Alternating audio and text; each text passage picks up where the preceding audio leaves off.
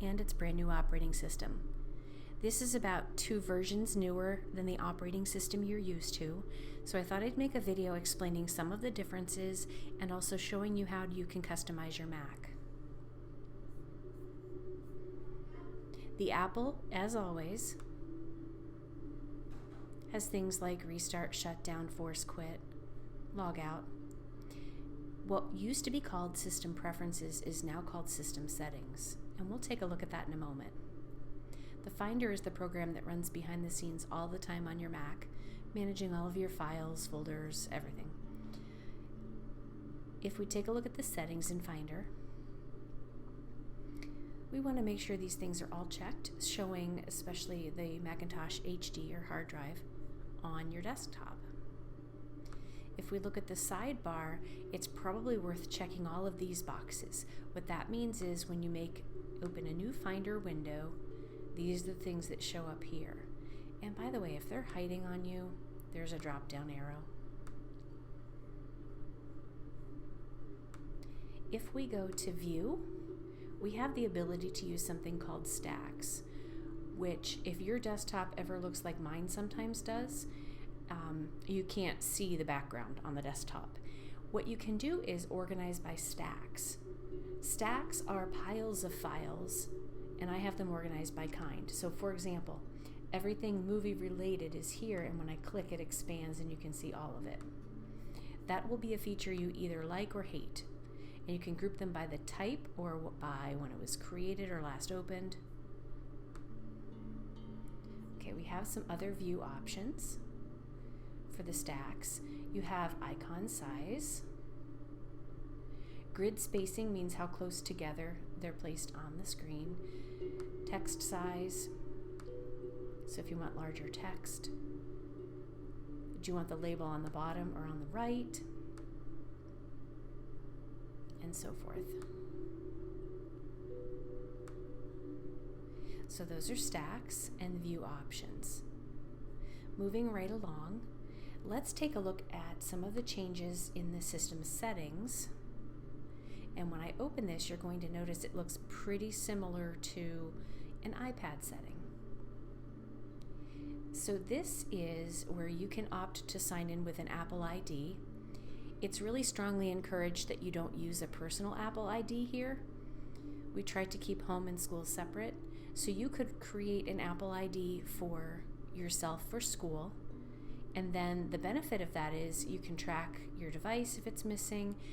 You can sync across various devices. If you have an iPad, you can use something called Sidecar, where you out on the iPad screen as a separate monitor.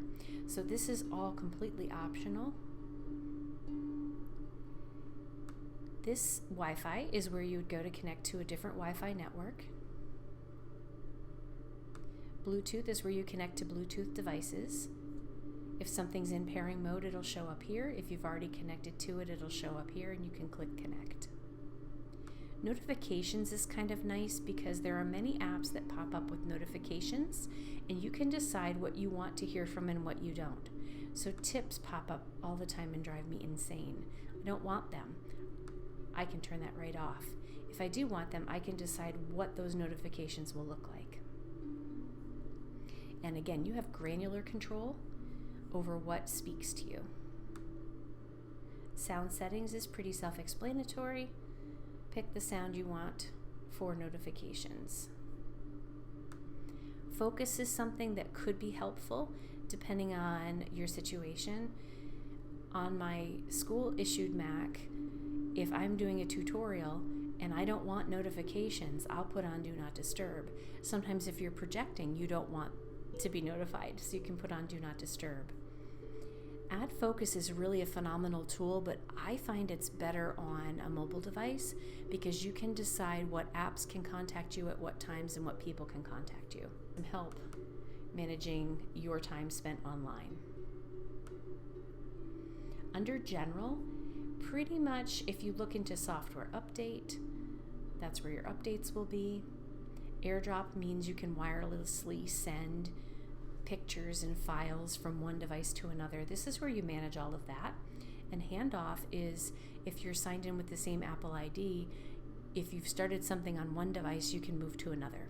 So if you've started something on the iPad, you can move to the Mac and back and forth. Let's look at the Appearance tab.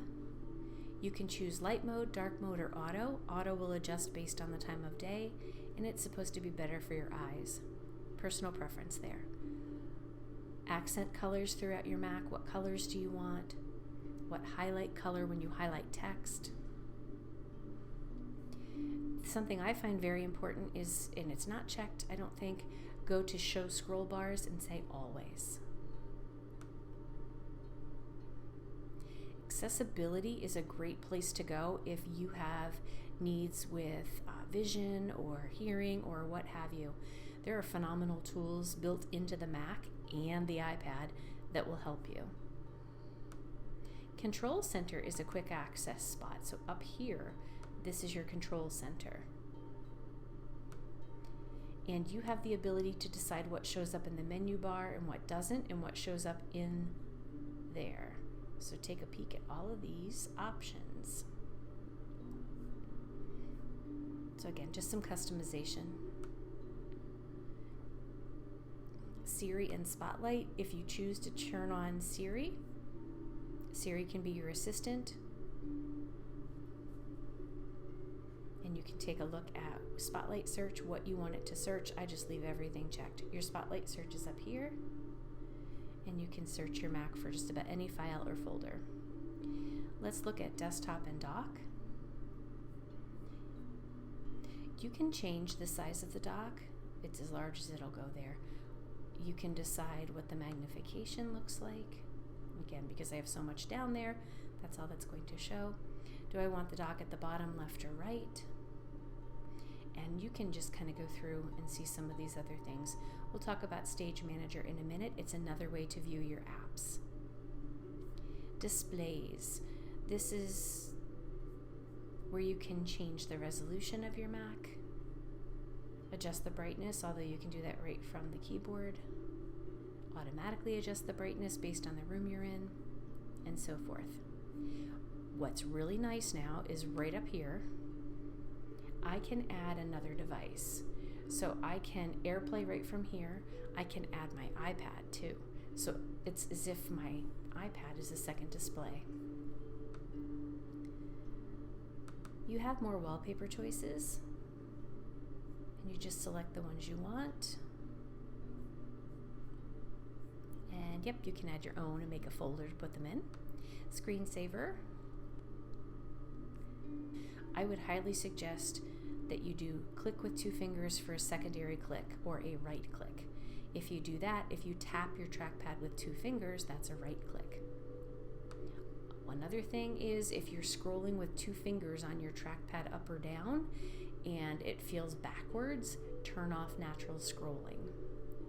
You can take time and go through all of the different features here and customize your Mac for you. Now your dock is loaded with all kinds of goodness, but let's say there's things down here you're not going to use. I can right click or 2-finger tap, options, remove from dock. I can also hocus pocus drag it all the way up and say remove. To find things I want to put in my dock, the Launchpad actually contains all of the programs. So by default, Chrome is not in my dock. I can drag it right down here and it will stay put. Notice these dots indicate open applications. Oh, while we're here, self-service is still the place you can go to add additional programs to your Mac. All right, let's come up to the Control Center and let's talk about Stage Manager. As you can see in the picture here, it's going to tile all of your open apps and leave them on the side to make app switching a little bit easier. So that's something you can opt to play with. You're going to either love it or hate it. But so if I were to open several apps and I had Stage Manager active, they would stay tiled over to the left, just like that, and I could move among them. Just one of many ways to move among open applications. So that is a brief look at Sonoma.